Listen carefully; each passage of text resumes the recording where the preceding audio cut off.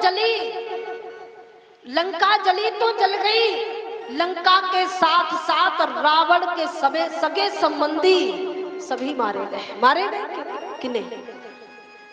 ये होती है अनीत।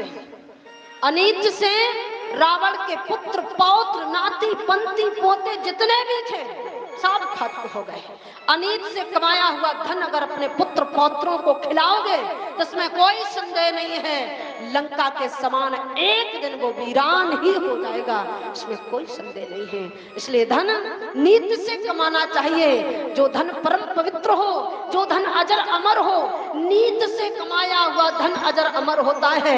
हमारे पुत्र पौत्र इत्यादि उस धन का सेवन करेंगे, अवश्य ही सुखी रहेंगे और दिन दूने हो जाएंगे, इसमें कोई संदेह नहीं है।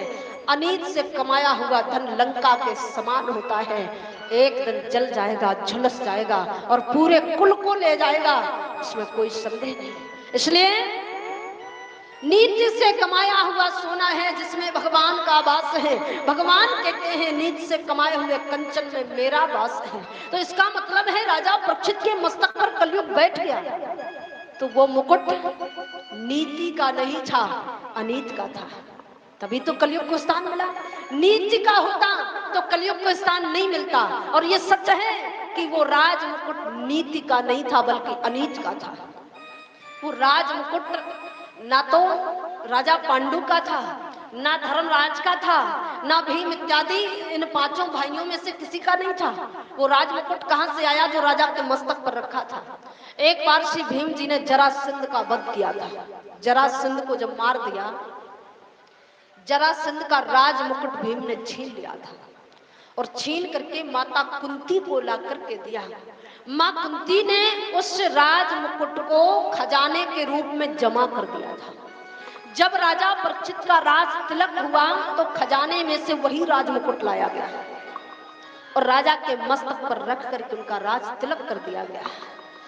बस यही कारण था कलयुग को राजा के मस्तक पर बैठने का मौका मिला, तभी राजा के मस्तक पर कलयुग बैठ गया, वरना कलयुग के लिए कोई स्थान था नहीं, क्योंकि राजा कर्मयोगी थे। जैसे ही कलयुग बैठा, एक कर्मयोगी धर्मात्मा राजा की बुद्धि भ्रमित हो गई। कलयुग जिसके सर पे बैठ जाए, अब जिसके सर पे ही परीक्षित जी कलयुग बैठाओ, क्या वो व्यक्ति अच्छा काम करेगा? नहीं करेगा। जिसके सर पे कलयुग बैठ जाए वो व्यक्ति बुद्धि भ्रमित हो जाएगी।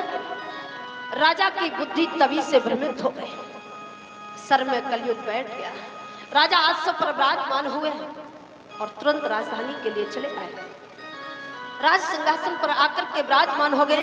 पहले तो प्रजा का पालन बड़े ध्यान से किया करते थे, लेकिन अब बुद्धि भ्रमित रहती है, कुछ ध्यान में नहीं रहता है। जब तक मस्तक पर राज मुकुट रहता है तब तक राजा की बुद्धि भ्रमित रहती है, और जब राज मुकुट उतार करके नीचे रख देते हैं तब राजा को ऐसा लगता है कि मैं कैसा राजा